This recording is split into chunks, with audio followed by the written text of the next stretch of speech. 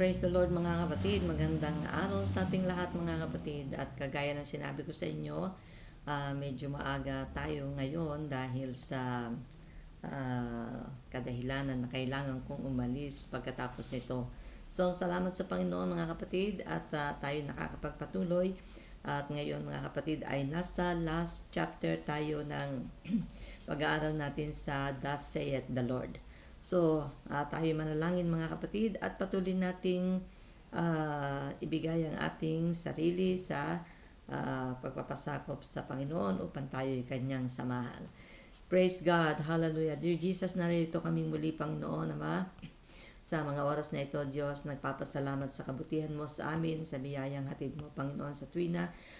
Tunay na ikaw, Panginoon, O God, ay hindi kailanman nagbago sa amin. Salamat sa iyong pag-iingat at patuloy, Panginoon, na paghahatid ng biyaya sa amin.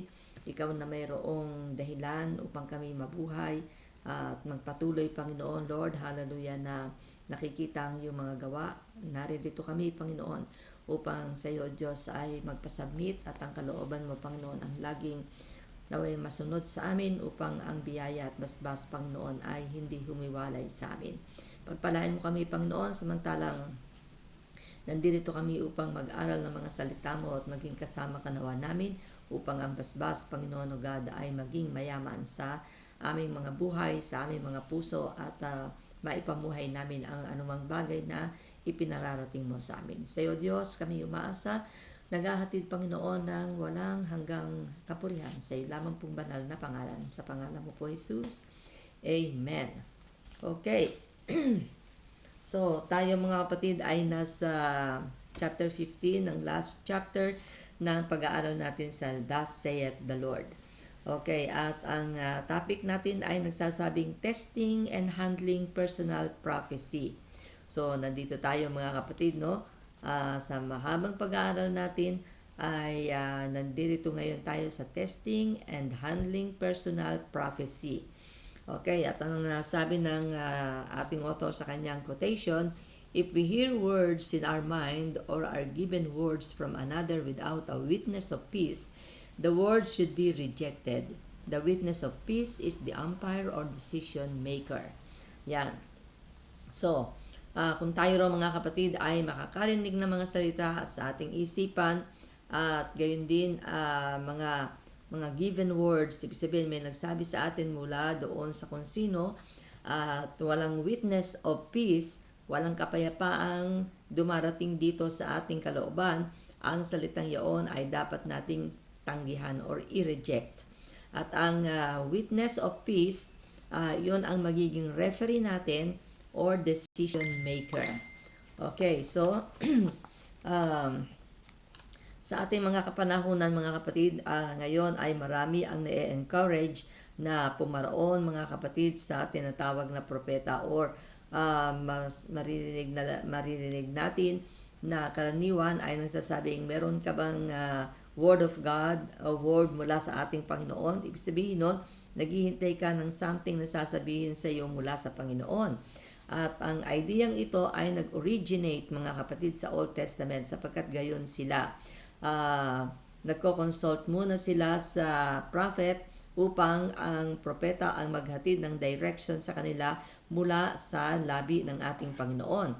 Subalit tayo mga kapatid ay wala na sa Old Testament, tayo nasa New Testament at ang Panginoon ay hindi palaging sa propeta o sa pamamagitan ng propeta nagsasalita.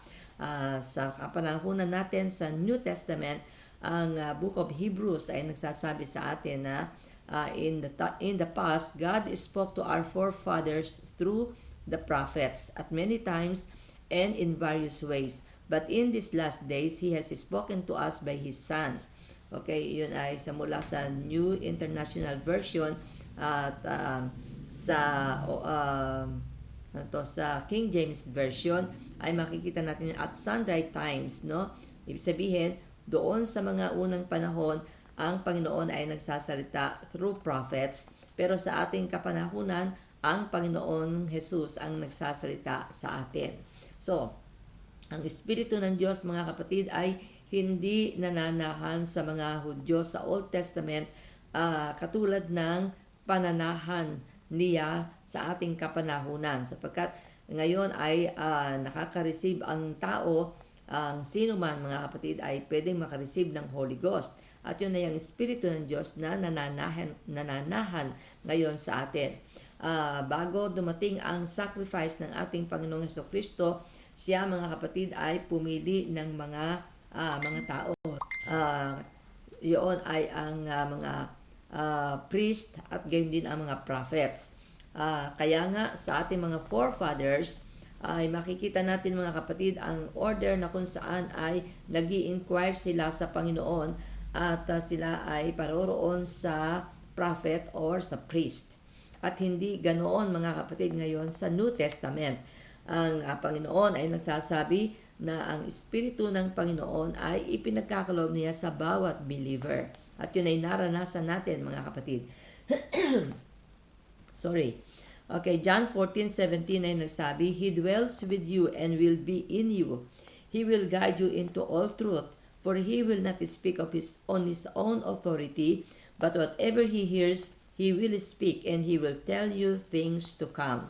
So, yun ay gayon din sa John 16:13. Pakikita niya sa atin ang mga bagay na darating. So, ang Espiritu ng Panginoon, mga kapatid, ang nagre-reveal sa atin kung ano ang darating. At iyon ay ipinagkakalob sa atin ng ating Panginoon. Siya ay dumarating sa pamamagitan ng kanyang sariling authority. At nagsasalita ang Panginoon sa atin sa pamamagitan ng Word of God, ng Bible, or ng operation ng gifts of the Holy Spirit sa loob ng iglesia. Okay, so John 16:23 and 24, Most assuredly I say to you, whatever you ask the Father in my name, He will give it you. Until now you have asked nothing in my name. Ask, and you will receive, that your joy may be full. Ito'y sinasabi ng ating Panginoon samantalang siya nandirito pa sa lupa. Pero buhat na ng ating Panginoon, mga kapatid, ay umakyat na sa langit, tayo ay makakadirect ng tumawag sa Kanya. So, kinonfirm din ng ating Panginoon sa pamamagitan ni James sa 1:5. If any of you lacks wisdom, let him ask of God, who gives to all liberally and without reproach, and it will be given to him. So, kaya tayo ay malaya nakakalapit sa Panginoon at tumatanggap tayo, mga kapatid, directly from heaven sa ating mga hinihingi sa Kanya.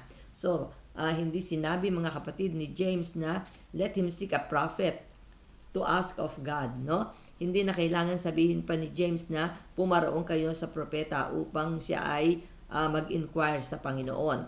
So, ang prophetic mediators ay hindi nasusumpungan sa New Testament. Ang ating Panginoon, ang ating mediator, ito ang sinasabi ni Apostle Paul sa 1 Timothy 2:5 na meron tayong isang mediator at ito ay walang iba kundi ang ating Panginoong Jesus. So, kung kinakailangan natin mag-inquire, ay humihingi tayo, mga kapatid, o lumalapit tayo sa ating Panginoon. At ang Old Testament saints ay hindi nagkaroon ng gayong privilege, no? So, kapag ang Diyos, mga kapatid, ay merong salita at ginugusto niya, mga kapatid, na ito ay iparating sa atin, ay siya ay naghahatid, mga kapatid, niyon sa isang prophetic messenger. Subalit, hindi na tayo kailangang humanap pa ngayon ng propeta. Kinakailangan ang hanapin natin ay walang iba kung hindi ang ating Panginoon. At ang Holy Spirit, mga kapatid, ng ating Panginoon ang maghahatid ng salita sa atin. Okay, so maaaring mayroong iba, ito ay hindi pangkaraniwan, subalit ang unang-unang dahilan, mga kapatid, kung mayroong kadahilanan na hindi natin marinig mula sa Kanya, kung ano ang gusto niyang sabihin directly sa atin, maaaring magsalita ang Panginoon sa pamamagitan ng iba at ipaparating yun sa atin. Kung minsan naman ay sa pamamagitan ng dreams ay nagsasalita sa atin ng ating Panginoon. Okay, kalimitan, kung bakit gumagamit ang Panginoon ng iba ay dahil sa maaaring ang puso natin, mga kapatid, ay nagiging matigas sa sa pamamagitan o sa kadahilanan ng ating disobedience, no? At sa ganitong mga cases, ang Panginoon, mga kapatid, ay nagsesend ng somebody upang tayo ay masabihan at maiparating niya sa atin ang kanyang mensahe patungo sa ating magiging pagsunod sa kanya. Ang tayo'y paalalahanan.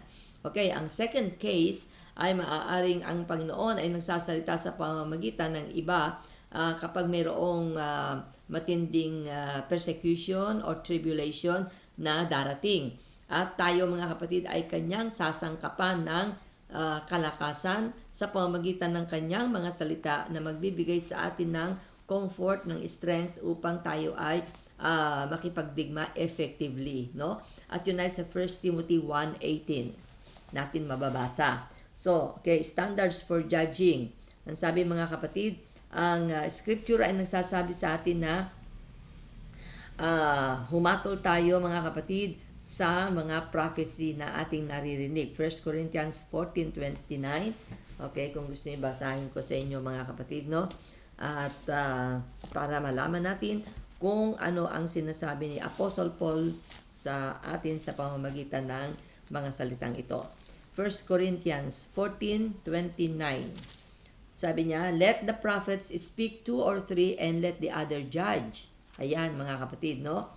So, magsasalita, nag-ooperate ang Holy Spirit at dalawa ang nagsasalita o tatlo at yun, mga kapatid, ay mahihinto, ang isa doon, mga kapatid, ay hahatol. Anong ibig sabihin ng paghatol?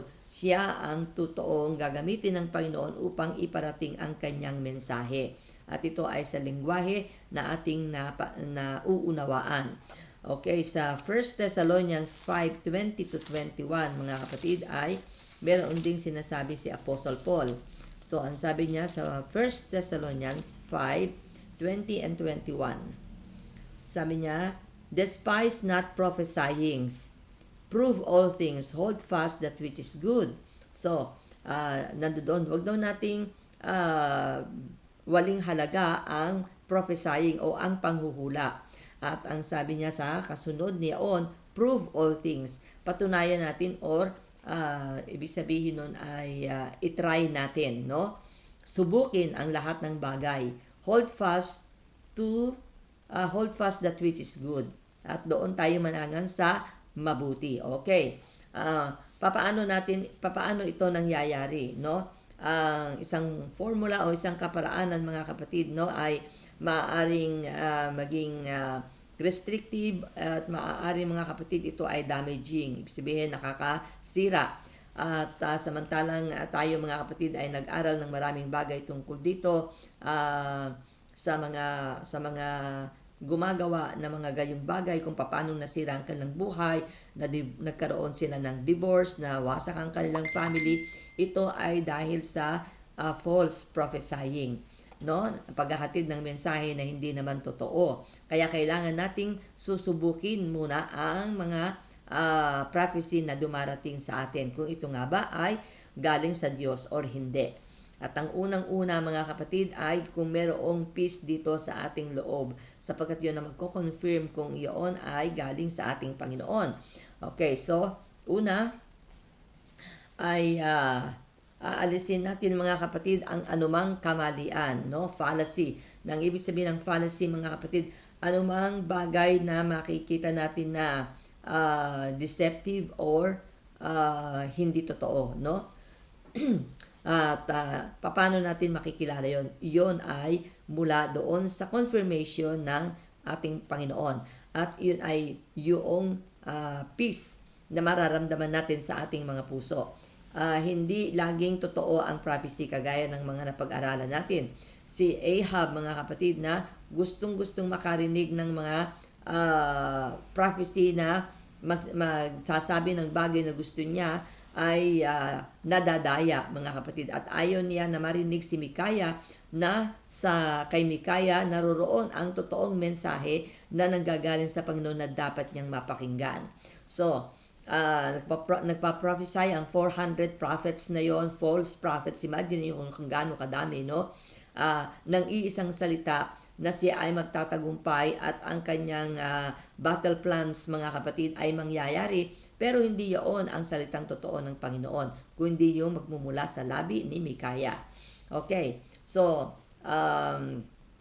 si Jesus at saka si Peter, mga kapatid, nang sabihin ng Panginoon kay Peter na hindi pa tumitilaw ang manok ay ikakailangan mo na ako ng 3 beses. At si Peter ay ayaw pumayag. Hindi mangyayari yun, Panginoon. At ang puso ni Peter ay nag-argue, no? At boldly na dinedeclare niya sa ating Panginoon na hanggang kamatayan ay sasamahan niya ang ating Panginoon. Subalit nangyari ang sinabi ng ating Panginoon. Kaya yung gayong bagay, mga kapatid, no doubt, mga kapatid, ang salita ng Panginoon ay katotohanan. At sapagkat si Jesus ay kasama pa nila, ay gayon ang naging damdamin ni Peter. At naunawaan niya na kung ano ang sinabi ng Panginoon ay yun ang nangyari sa kanya. So, the written word of God, ang ating first and foremost standard, mga kapatid, sa paghatol sa bawat salita ay ang ito ay hindi nagko-contradict sa salita ng ating Panginoon. At ang sabi nga, mga kapatid, ay sa Revelation 22:18-19, "And I solemnly declare to everyone who hears the prophetic words of this book, if anyone adds anything to what is written here, God will add to that person the plagues described in this book. And if anyone removes any of the words of this prophetic book, God will remove that person's share in the tree of life and in the holy city that are described in this book." So, hindi tayo pwedeng magbawas, hindi tayo pwedeng magdagdag. Kaya kung ang ating sasabihin ay contradict sa sinasabi ng salita ng Panginoon, no? At yun ang kahalagahan kung bakit tayo ay kailangan mag-aral ng salita ng Panginoon. Kung bakit kinakailangan tayo magbasa ng Bible. Upang malaman natin, mga kapatid, kung ang ating naririnig ay hindi nagko-contradict doon sa nasusulat sa banal na kasulatan. At ito ay hindi lamang, mga kapatid, para sa Book of Revelation lang. Iyon ay para sa lahat. Sabi nga ng Proverbs 35:6, "Every word of God is pure. He is a shield to those who put their trust in Him. Do not add to His words, lest He rebuke you and you be found a liar." Yan. So, bawat salita ng Panginoon, ito ay totoo at dalisay. Ito ay kalasag ng bawat tao na nagtitiwala sa Kanya. Huwag daw tayong magdaragdag sa Kanya mga salita dahil tayo ay Kanyang sasawayin at maaaring tayo ay masumpungan niya na isang sinungaling. Okay, kaya kung tayo ay nagpa-prophesy, mga kapatid, at hindi totoo ang ating sinasabi, sa harapan ng Panginoon tayo ay sinungaling. Okay, so, the witness of the Holy Spirit. Okay. Ito, mga kapatid, ang ikalawang safeguard na meron tayo, no? Una ay yung peace na meron tayo sa ating mga puso kung ang narinig natin salita ay talagang mula sa Panginoon. At ang ikalawa ay ang safeguarding ng Holy Spirit sa atin, no? Iniingatan tayo, binabakuran tayo ng ating Panginoon. Okay, so merong mga pagkakataon, mga kapatid, na merong mga resource na meron tayo na kung saan ang prophetic messages ay hindi natin makonfirm sa pamamagitan ng written word of God. At si Apostle Paul ay nagsabi, mga kapatid, sa Romans 8:14, "For as many as are led by the Spirit of God, these are the sons of God." So, kapag tayo ay nililid ng Espiritu ng Panginoon, tayo ang mga anak ng Diyos. So, pansinin natin na kinakailangan tayo ay pinangungunahan ng Espiritu ng Diyos at hindi ng prophecy, no? Hindi ang prophecy ang maglilid sa atin, kung hindi ang Espiritu ng ating Panginoon. Ang prophecy ay kinakailangang maging subject, mga kapatid, sa kahatulan sa pamamagitan ng Espiritu ng ating Panginoon. At si Apostle Paul, mga kapatid, ay nagpapakita sa atin ng kahalagahan ng daan ng paglilid sa atin ng Espiritu ng ating Panginoon. Ang sabi nga ng Romans 8:16, na si Paul din ang nagsabi, "The Spirit Himself bear witness with our spirit. So, ang Espiritu ng Diyos ang nagpapatotoo kasama ang ating espiritu. So, yun mga kapatid. So, walang contradiction kung ang Espiritu ng Panginoon mga kapatid ay nangungusap sa atin at naglilid sa atin. So, pansinin natin mga kapatid na ang Espiritu ng Panginoon kasama ng ating espiritu ang nagdadala ng nagiging witness natin. Okay? So, itong dalawang bagay na ito ay napakahalaga mga kapatid, no? Ang witness na ito mga kapatid ay hindi sa ating mga isipan, kung hindi sa ating mga puso. Okay? At ang ikalawa ay ang kanyang witness ay masusumpungan natin mga kapatid sa kanyang mga salita, subalit mayroong kapayapaan at hindi na ito kukulangin pa. So, ang sabi ng Colossians 3:15, and let the peace from Christ rule in your hearts. Ayan. So, yung peace na yon ay mayroong soul harmony na dumarating mga kapatid sa ating puso mula sa ating Panginoon na nagro-rule sa atin. Ano? Siya yung ating referee mga kapatid, no? Sa ating puso na magbibigay sa atin ng decision at nagseset sa atin mga kapatid puso sa finality mga kapatid ng lahat ng question na maaaring nag-a-arise sa ating mga pag-iisip. Okay. So, hindi no, yung hindi nagmamatter mga kapatid, no, kung ang salita ay nanggagaling mula sa iba or kung ito ay narinig natin mga kapatid sa ating mga puso at ang witness ng peace ay masusumpungan natin sa Espiritu ng ating Panginoong Hesukristo na siya nating referee at all times, no? So, kung nase-sense natin ang kapayapaan na iyon sa ating mga puso, ito ang confirmation ng Holy Spirit sa atin na ito'y totoo. Ayan. Subalit kung naroon yung unrest, wala kang kapahingahan, nagigrieve ang iyong puso, ito ay hindi mula sa ating Panginoon na nagsalita. Okay? So, hindi ito naghahatid mga kapatid ng overstress. No? Hindi ka mai-stress. At ito mga kapatid ay nagsesettle ng katotohanan ng buong tibay sa ating mga pag-iisip. Kapag narinig natin ang salita at ang ating isipan mga kapatid ay tumanggap niyaon at ang narinig nating salita mga kapatid mula sa iba ay walang witness of peace, ang salitang iyon ay kinakailangan nating i-reject, no? Huwag nating pansinin. At ang witness of peace ay laging siyang magiging decision maker natin. Okay? Kapag meron testimony mga kapatid si Reverend Biber. At ang sabi niya, nangangailangan sila noon ng administrator doon sa kanilang church. At meron silang tatlong applicants na talagang ang sabi nga ay godly sila, nabubuhay sila ng totoo sa Panginoon at ang kanilang mga pinagdaanan sa gayong office ay talagang subok. Subalit sabi nga niya, yung samantalang sila nag-i-interview sa mga taong ito isa-isa, ay hindi sila makaramdam mga kapatid ng kapayapaan. Para bagang kahit na sila mga kapatid ay qualified at sila'y godly, nabubuhay sila sa Panginoon, pero hindi sila ang choice ng ating Panginoon.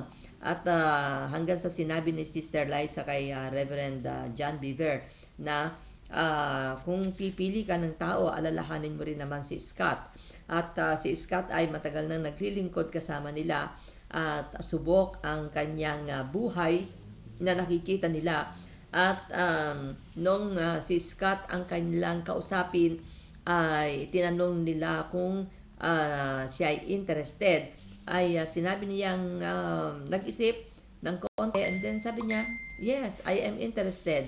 At nang ito ay sumagot, ay nagkaroon silang bigla ng kapayapaan. So, yun yung leading ng Espiritu ng Panginoon. Hindi yung ang qualification ng tao, kahit na tayo ay qualified, kahit na tayo mga kapatid ay sabihin nating, hindi ko alam bakit hindi ako natanggap, qualified naman ako or deserve naman ako doon sa posisyon na yon. Pero ang choice ng Panginoon mga kapatid ang ating inaasahan na siyang mangunguna sa atin. So, nagkaroon sila ng tamang choice ng si Scott ang kanilang kuhanin sapagkat siya ay naging great blessing sa kanilang ministry team. Ayan. So, kailangan talaga natin ng leading ng Espiritu ng Panginoon. So, ang sabi dito, peace, not accuracy, is the umpire. Ang umpire, mga kapatid, yun yung ibig sabihin ng referee, no? So, yung peace, not accuracy, okay, is the umpire. So, ang peace, ang ating referee, mga kapatid. Siya yung magko-confirm, siya yung magde-decide kung ang naririnig natin at dumarating sa ating salita ay talagang galing sa ating Panginoon. Sinabi niya, mga kapatid, na noong panahon na kung saan marimit niyang i-testify ito, no? Yung karanasan niya, mga kapatid, samantalang siya ay youth pastor ng year 1980s. At napakatagumpay, mga kapatid, ng kanyang ministry at nakakaroon sila, mga kapatid, ng mga gathering outside, no? Outside the church. At meron siyang 56 young people noong mga araw na yon na kanyang kasama. At masaya sila nang dumating ang salita ng Panginoon sa pamamagitan ng isang tao na lumapit sa kanya. At ang sabi niya ng lalaking ito, John, God gave me a word for you. He told me you are about to go through a death process, and He is going to use this church to bring it forth. It will be tough, but you will come out of it walking closer to the Lord and with greater authority on your ministry. So, ito yung sinabi sa kanya. Dadaan muna siya sa kamatayan, no? Sa daan ng kamatayan. And then, lalabas siya doon. Subalit, ang kanyang paglabas doon ay magiging dahilan upang lalo siyang maging malapit sa ating Panginoon. At magkakaroon siya ng greater authority sa kanyang ministry. So, nang ito ay dumaan sa kanyang buhay, at nabigla siya, mga kapatid, sapagkat napakaganda ng takbo ng kanyang ministry. At bigla na lang, mga kapatid, nagbago at pumihit ang panahon. No? Hindi ba gano'n kung minsan, mga kapatid, kung papaano ngayon ay araw na araw, mamaya biglang didilim at uulan. So, gayon din minsan, mga kapatid, na nangyayari sa ministry. Na ang ganda-ganda ng takbos ng ministry sa buhay mo at enjoy na enjoy ka, nagbibigay sa iyo ng fire, mga kapatid, yung mga nangyayari sapagkat nagiging very inspired tayo. Pero pagkatapos, mga kapatid, biglang didilim ang panahon at yung pala'y dadaan tayo sa mga pagsubok na kung saan, mga kapatid, ay parang mas mahaba kaysa doon sa sikat ng araw, no? At ito'y dumating sa kanya, ito yung pangyayari na nag-preach siya doon sa mga youth at na-convict ang mga youth. At ang isa doon, mga kapatid, ay anak ng isang pastor, no? Pero na ma-convict ang bata, ito'y lumapit sa kanya, sa kanilang mag-asawa. At ang sabi niya, gustong-gusto ko na magbago ako ng buhay at itama ang aking lakad. Kaya lang, ang nagiging problema ko ay ang sitwasyon ng aming tahanan. Dahil hindi ko makita ang Christianity doon sa aming tahanan na nasyak, mga kapatid, ang ating author at maging ang kanyang asawang si Sister Liza. Dahil kilala nila kung sino yun, magkakasama sila. So, yung dahilan yun, yung pangyayaring yun, ay nagbigay ng daan upang yung ama ng bata ay masaktan at magalit kay Reverend John Beaver. At yung gumawa siya ng mga issue na hindi totoo at sinisiraan niya si Reverend Beaver, kahit na kapag sila nakikita ay naka-smile sa kanya, pinasasama siya doon sa kanilang senior pastor, no? Ito yung sumira sa kanya. At gustong-gusto niya, mga kapatid, na kalabanin, pero kinokontrol siya ng Espiritu ng Panginoon na parang sinasabing wala kang dapat gawin. Okay? Hanggang sa dumating ang panahon na nararamdaman niya na at sinasabi, nagsasalita na sa marami ang kanilang senior pastor na siya ay ipapired, no? At aalisin siya. And then, noong ito'y nararamdaman nilang mag-asawa na sila'y paaalisin na doon, so wala silang magawa kundi mag-pray. At doon sa prayer na yon ay gumawa ang Panginoon sa kanila. At yung last day na kung saan ay kakausapin na sila noong senior pastor, si Reverend Beaver, upang sabihin sa kanya na tatanggalin siya, ay biglang nabago. At sinabi ng senior pastor sa kanya na, John, hindi ka aalis. At yun mga kapatid, noong sabihin yaon ng senior pastor sa kanya, yung mga tinipon niya ng mga proofs noon na gusto niyang patunayan na talagang siniraan lang siya noong co-pastor na yon, hindi naman niya maipakita doon sa senior pastor na yata. Sabi ng Panginoon sa kanya, anong ginagawa mo dyan? So, Panginoon, gusto kong i-justify ang sarili ko. Hindi na kailangan. So, hindi naman sila pinalis at ang lahat ng proofs na yon mga kapatid ay itinapon niya, sinunog niya mga kapatid. At ang yung sabi niya, nandoon yung spirit of humility, ang sabi niya siguro dala rin ang aking immaturity dahil ako'y bata pa noon, sabi niya. At humingi siya ng sorry doon sa pastor na yon na sumira sa kanya, na sinabi niya, ako man ay naging critic sa iyo. At doon ay naging maganda ang kanilang ang outcome noon at naging close pa sila. So, ito yung mga kapatid na pangyayari na yun ay sa pamagitan ng salita ng isang tao na ipinarating sa kanya at totoong nangyari sa kanya. At dumaan man siya doon pero yung peace ay hindi nawawala sa kanyang loob. So, ngayon, papaano naman i-handle daw ang false prophecy? At meron silang karanasan na sila mga kapatid na mag-asawa ay na-invite doon sa isang tahanan at sila ay kung ilan ang bilang. And then noon sila mga kapatid ay nagsasalo-salo, yung isang babae doon mga kapatid ay biglang tumayo at nanghula. At siya'y sinaway mga kapatid ni Reverend Beaver. Sabi niya, stop it. Sabi niya ganyan. At biglang napahinto ang babae. At ang sabi niya, ang iyong sinasabi ay hindi nagmumula sa Panginoon, kung hindi sa sarili mong inspiration. Yun ang sinabi niya. At ang babae hindi na nakapagsalita, umalis siya, mga kapatid, no? Umalis din siya sa church at nagtayo ng kanyang sarili. So, mararamdaman natin mga kapatid, kapag ang Espiritu ng Panginoon ay hindi kasama doon, walang peace doon sa ating loob, kagaya ng sinabi. Kapag ang word of peace and prosperity ay dumarating mga kapatid, ang ibig sabihin yun ay nagmumula sa ating Panginoon. Okay, so meron tayong makikita mga kapatid at maging si Reverend Beaver ay nagtetestify na nakasumpong sila din ng mga tao mga kapatid na nagde-deliver ng mga correct messages pero mayroong wrong motive, no? Hindi totoo yung kanilang mga motibo. Okay, so yun ang nangyari kay Balaam, no? At paulit-ulit nating nasasabi yon. Ang sabi nga mga kapatid ng Panginoon, agree with your adversary quickly. So, anong ibig sabihin mga kapatid, no? Kinakailangan natin ang prayer upang kung ano ang ating marinig ay malaman natin kung ito ay totoo at nanggagaling sa ating Panginoon. At ang sabi nga, kung ito ay hindi galing sa Panginoon, ang sabi ng Isaiah 54:17, no weapon formed against you shall prosper, and every tongue which rises against you in judgment you shall condemn. This is the heritage of the servants of the Lord, and their righteousness is from me, says the Lord. So, wag nating kalilimutan mga kapatid, kinakailangan tayo ay laging mag-i-inquire sa ating Panginoon kung papaano ang mga kings sa Old Testament ay hindi basta-basta sumusugod mga kapatid, no? Kung hindi, sila'y nag-i-inquire muna sa prophet. At ang prophet, mga kapatid, ay mag-i-inquire sa Panginoon upang ihatid sa kanila ang tamang payo, ang tamang mensahe na kaagad na ipinararating ng Panginoon sa kanila.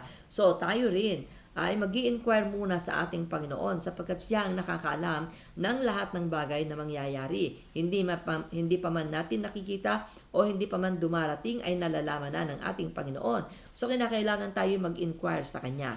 Okay, so, yung words can be weapons formed against us. So, ang mga salita ay maaaring maging forma ng mga weapons na nakalaan para sa atin. At gayon mga kapatid, ang nangyari kay Ahab, kay Ahab, hindi niya pinakinggan ang sinabi ni Mikaya at ang sinabihan pa siya na siya ay makakabalik ng payapa. At ang sabi ni Mikaya, kung makabalik ka nga ng payapa. Pero sa daan pa lang ay namatay na si King Ahab.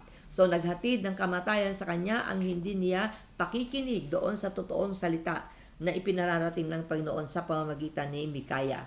Okay, so paano naman tayo mga kapatid mag-handle ng totoong prophecy? So nalaman natin kung paano natin i-handle ang false prophecy. Paano naman yung wrong? No? Paano naman yung true prophecy? Okay, so ang sabi mga kapatid, si Virgin Mary, mga kapatid, ay pinuntahan ng si Angel Gabriel. At sinabihan siya na siya ay magdadalang tao at ang kanyang ipagdadalang tao ay walang iba kundi ang ating Panginoong Hesus. At ang sabi ni Mary sa Luke 1:38, "Behold, the maidservant of the Lord, let it be to me according to your word." Okay? So, sa Luke 2:19, hindi niya iyon pinagsabi sa kahit kanino, mga kapatid, sinarili ni Mary. Okay? At ito'y iningatan niya sa kanyang puso at hanggang sa dumating yung time na yon. At si Joseph, mga kapatid, ay nakaalam na siya nagdadalang tao. At sa kanyang pagiging gentleman ay hindi niya, mga kapatid, gustong ipahiya si Mary.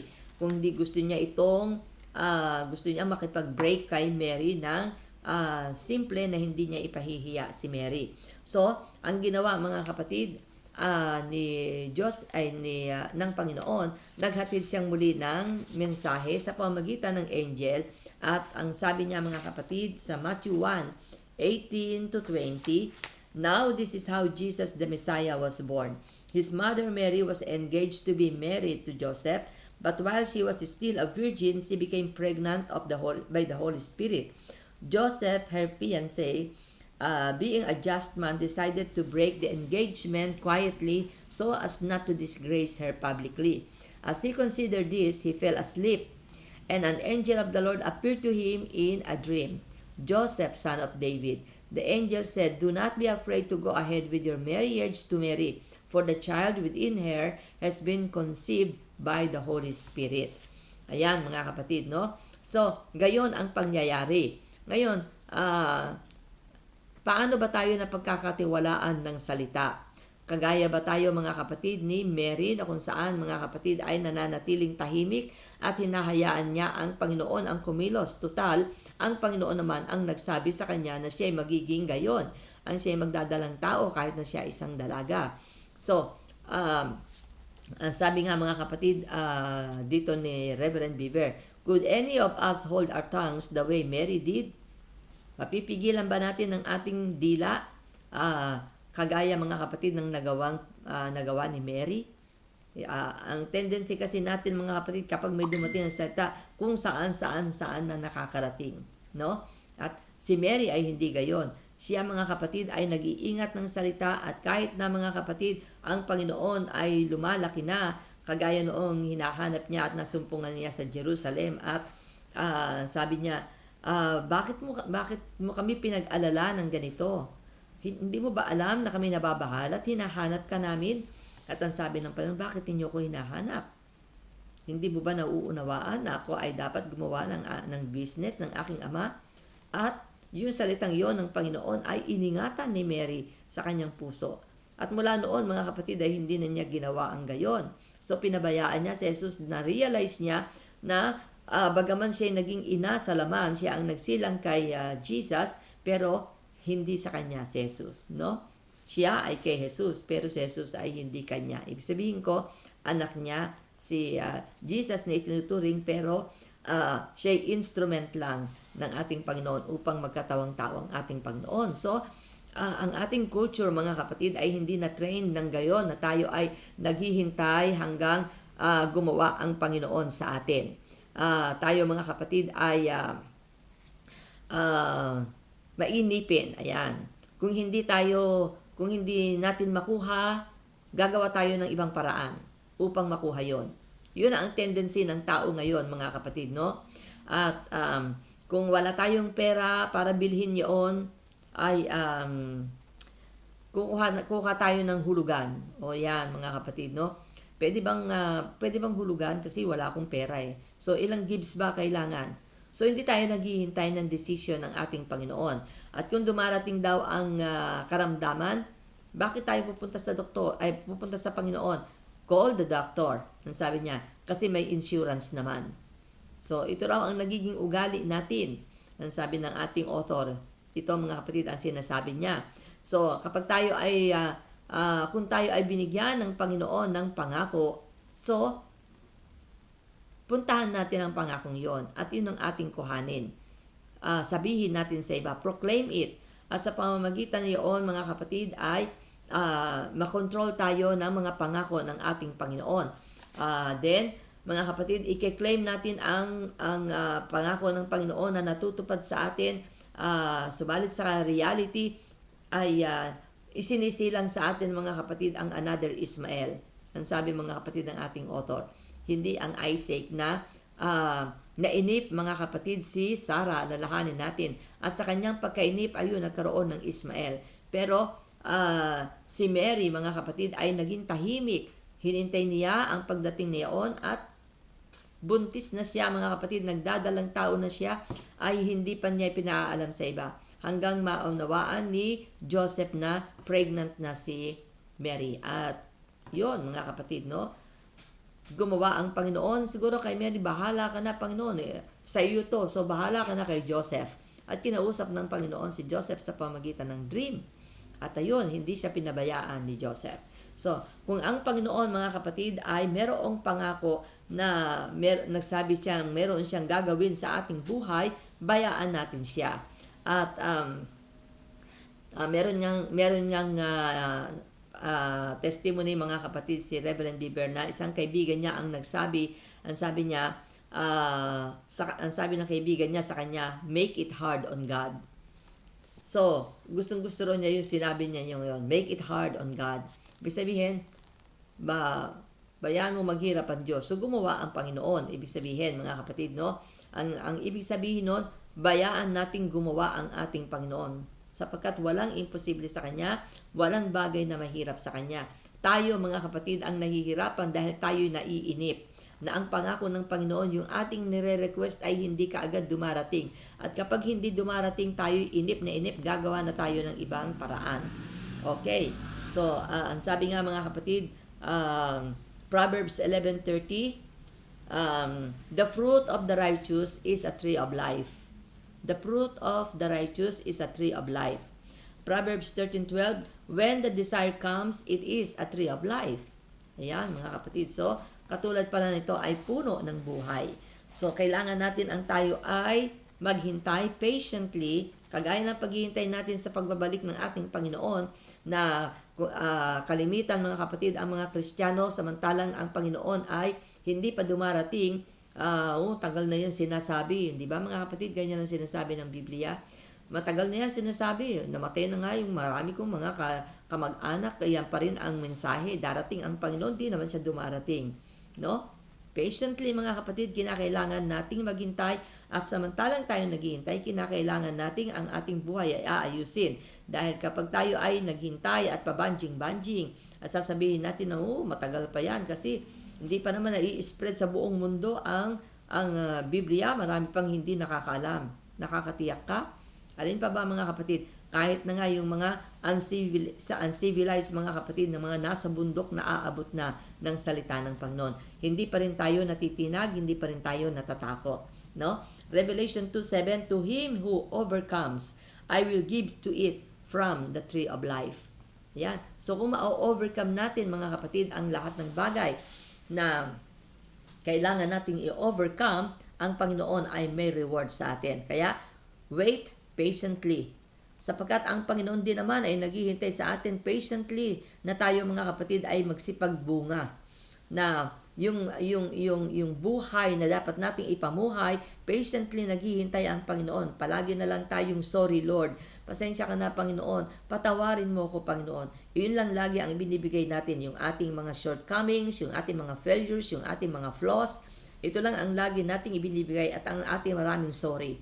No? Pero yung sorry iyon, sana nagbubunga ng katotohanan upang ang ating buhay ay maging maayos at soon, pagbalik ng ating Panginoon, mga kapatid, ay talagang prepared tayo. Ang nakakalungkot, mga kapatid, yung tayo ay hintay ng hintay, pagkatapos hindi ka pa naman ready. No? Kung baga sa ano, nakaupo ka dyan, kwentuhan kasi merong hinihintay, yung pala merong ka pang namimiss na bagay. Yun ang masaklap doon, mga kapatid, no? So, bago tayo magwakas sa pag-aaral na ito, mga kapatid, no? Ang paalaala ay naroroon, mga kapatid, no? Bigyan natin ng emphasis, mga kapatid, ang dalawang bagay. Ang una ay ang prophetic office na napakakailangan at napakahalaga sa ministry ngayon. At yung mga hindi sumasampalataya sa Diyos na ibig sabihin ay patuloy silang nag-i-inquire sa mga propeta, ay namimiss nila ang napakahalagang elemento ng ministry ng ating Panginoong Hesus sa kanyang iglesia. Ang scripture, mga kapatid, ay nagde-declare na ang mga propeta ay ibinigay ng Panginoon sa kanyang iglesia upang ito ay kanyang hubugin, patibayin, patatagin hanggang tayo ay magkaroon ng unity sa pananampalataya at magkaroon tayo ng kaalaman tungkol sa ating Panginoon upang tayo ay maging isang perfect man at maging ganap ang ating measurement na sa stature ng kapunuan ng ating Panginoong Hesukristo. Ibig sabihin ay okay na tayong tingnan. Ayan. So, yan sa Ephesians 4:11-13. So, hindi pa natin na-accomplish ito ng totoo, subalit ito ay darating bago dumating ang wakas. Ikalawa, mga kapatid, huwag nating i-despise ang prophecy, no? Ito yung sinasabi ng 1 Thessalonians 5:20 na binasa ko kanina. Despise not prophesying. Huwag natin itong waling bahala o baliwalain, kung hindi hayaan natin ito ay kumilos sa loob ng ating iglesia o sa buhay natin. Ang tunay na bagay, mga kapatid, na sinabi ni Apostle Paul, ang sabi niya, pursue love. Okay? Ibig sabihin, follow charity. Yun ang sinabi niya, mga kapatid, no? And desire spiritual gifts, but especially that you may prophesy. 1 Corinthians 14:1. Ang totoong prophecy, mga kapatid, ay napakahalagang kaloob sa iglesia o sa katawan ng ating Panginoon. At kung ilalagay natin ang nauna, ang mga bagay na dapat mauna, ay pinupurso natin ang karakter at ang glory ng ating Panginoon above all things. At then, ang mangyayari, ang prophesying, mga kapatid, ay magiging pure. Ayan. So, ito, mga kapatid, ay maghatid sa atin, mga kapatid, ng gayong desire. Ang tayo ay paggamit sa Panginoon, ayusin natin ang ating buhay, ang ating mga lakad, and then tayo ay pwedeng gamitin ng Panginoon sa tinatawag na prophesying, lalo na kung ito ay ating ninanasa. Okay, so, si Apostle Paul ay nagbigay ng warning sa ating mga believers repeatedly na ating bantayan ang ating mga sarili against false ministry na maaaring maghatid sa atin sa pagkaligaw or deception. Okay, so ang sabi ni Jeremiah 5:30 and 31, a horrible and shocking thing has happened in this land. The prophets give false prophecies, and the priests rule with an iron hand. And worse yet, my people like it that way. O, nakakalungkot yun, mga kapatid, no? Horrible and shocking na mga bagay ang nakikita ng Panginoon doon sa kanyang lupain, ang Israel.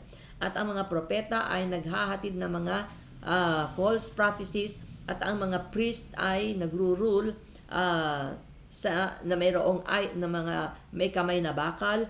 At pagkatapos, mga kapatid, ang napaka-worse, ang mga tao ay gusto yung gayong paraan.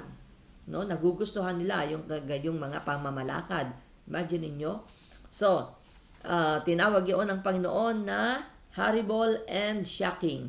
Exodus 23:8, and you shall take no bribe, for a bribe blinds the discerning and perverts the words of the righteous. Huwag tayo daw matatanggap ng suhol, sapagkat ang suhol, kagaya, mga kapatid, ni King Balak kay Balaam. At ang sabi, mga kapatid, sapagkat ang suhol ay bumubulag sa ating mga paningin sa discerning na dapat ay meron tayo at pumipilipit sa salita na matuwid. Ayan.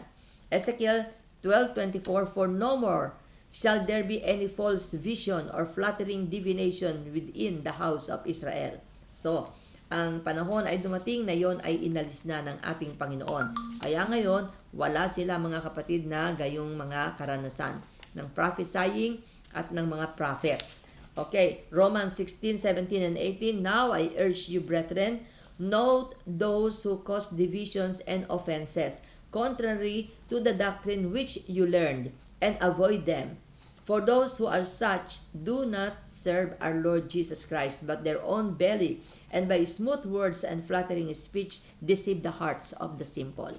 So, nandito rin sa New Testament, mga kapatid, sapagkat ito ay warning mula kay Apostle Paul. So, kinakailangan natin, mga kapatid, na tayo ay mag-ingat sa mga nagkukos ng division, na mga offenses, na contrary, mga kapatid, sa mga turo na ating natutunan mula sa ating Panginoon. Sila daw ay ating iwasan. Avoid them. Sapagkat ang mga gayon ay hindi naglilingkod sa Panginoon kung hindi sa kanilang mga tiyan. Ayan. Na sa pamamagitan ng kanilang mga smooth at flattery words, mga kapatid, ay nandadaya sila ng tao. Okay, Jeremiah 15:19, If you return, then I will bring you back. You shall stand before me. If you take out the precious from the vial, you shall be as my mouth. Let them return to you, but you must not return to them. So, ang pagpapanumbalik, ang pag-aanyaya ng Panginoon sa Israel na manumbalik sila sa ating Panginoon. At ang tao ng Diyos, mga kapatid, ay hindi hindi ipinamumuhay ang salita na sinasabi niya. Ang totoong tao ng Diyos, mga kapatid, ay ipinamumuhay kung ano ang kanyang ipinangangaral.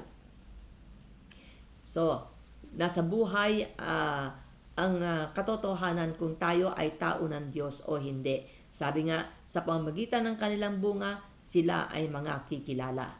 Ayan. So, Proverbs 16:6, By the fear of the Lord, one departs from evil.